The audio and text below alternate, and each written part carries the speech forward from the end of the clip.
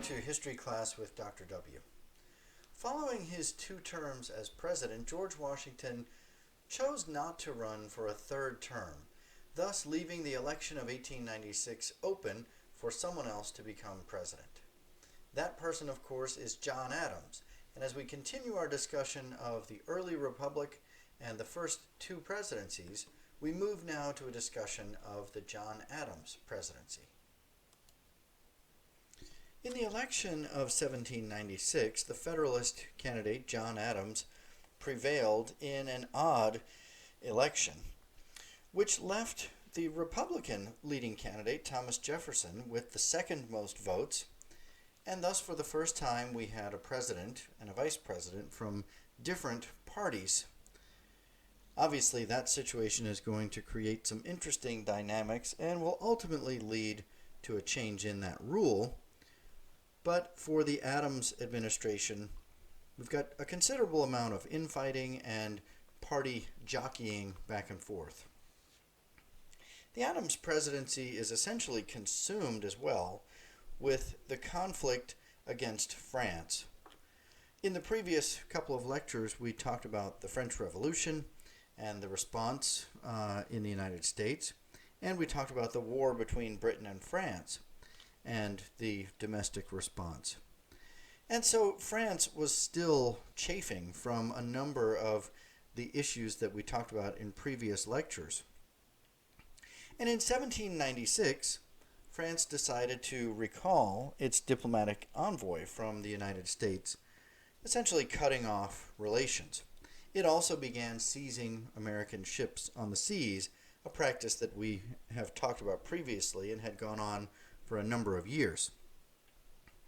Adams sent 3 American diplomats to France to try to negotiate a settlement: Charles Pinckney of South Carolina, John Marshall of Virginia, and Eldridge Gerry from Massachusetts. These diplomats were rebuffed by the French, who snubbed the delegation and would not negotiate with them.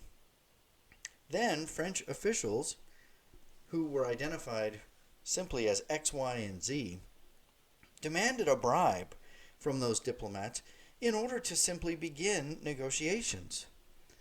This scandal came to be known as the XYZ Affair. The officials sought an enormous sum in this bribe, $250,000 to pocket for themselves, and a loan of more than $10 million to France, again, just to begin the negotiations. The XYZ Affair galvanized Americans behind John Adams and behind their opposition to France. And so what followed was essentially an administration which spent its whole time in a sort of undeclared war against France, which is known as the Quasi-War. This lasted from 1798 to 1800. In the midst of this quasi-war, Adams and his administration created the Department of the Navy and tripled the size of the regular army, and off and on throughout that time was engaged on the seas with a back and forth squabble with the French, both sides occasionally seizing ships or engaged in minor attacks against each other. The Federalists had learned in the second half of the Washington administration that foreign affairs could be a good way to galvanize people on the home front behind their party and behind a particular cause. But in response to the quasi-war with France, John Adams and the Federalists certainly strayed too far into the realm of trying to unify opinion behind their actions. And actually, these actions drove a wedge into the Federalist Party itself, as Alexander Hamilton did not support the most aggressive actions that John Adams engaged in, and thus the party split. The Adams administration passed the Alien Sedition Acts in order to try to compel the American people to support his actions abroad and to silence any kind of domestic argument against the administration. The Alien Acts made it more difficult to become a citizen and made it easier for the government to deport resident aliens. This was an anti-immigrant action. The Sedition Act made it, quote, a crime to combine or conspire together with the intent to oppose any measure or measures of the government of the United States.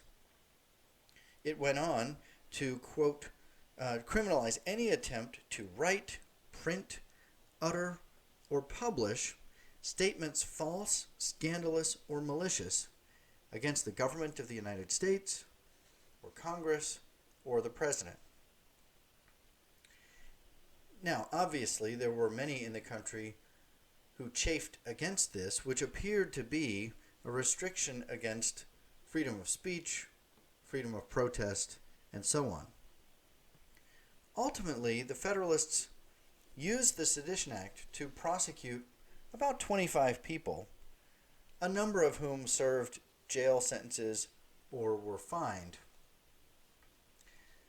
But at the end of the day, the Sedition Act may have had their most powerful effect in uniting Republicans against them and launching massive reactions against the Adams administration itself. In 1798, James Madison and Thomas Jefferson articulated their opposition to these laws by writing the Virginia Resolution by Madison and the Kentucky Resolution by Jefferson. Both of these documents defended the rights of states to judge the constitutionality of federal laws, and, if they deem it appropriate, to reject those federal laws.